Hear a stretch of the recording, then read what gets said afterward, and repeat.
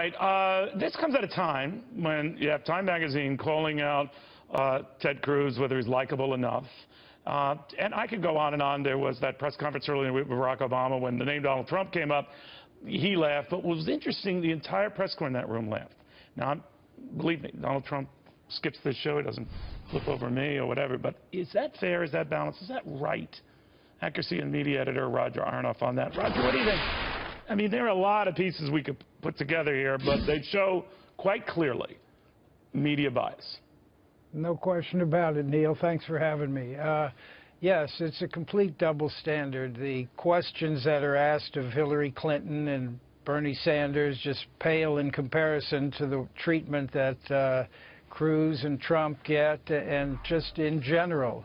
I mean, there's no one who's been a greater beneficiary of President Obama's recent complaint about the news media not digging enough, asking the tough questions, challenging the accuracy of statements. There's been no greater beneficiary than he himself. You know, and it's funny, you and I talked about this before, Roger. I'm all the way, if you want to go into likability and personal traits and all, I mean, I do think likability is important, don't get me wrong.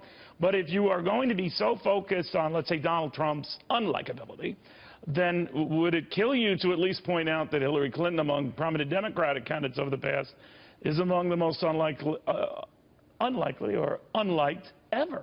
So I'm just saying, if you go there, fine, but say the same of the others. Exactly. Not just disliked, but untrustworthy.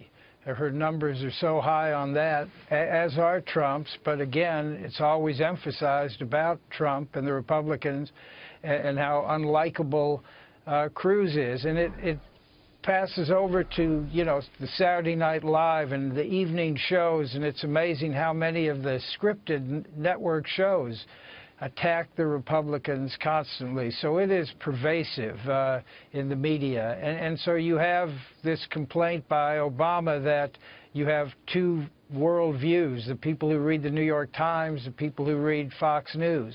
And by the way, that really bothered me, is that I read the New York Times every day.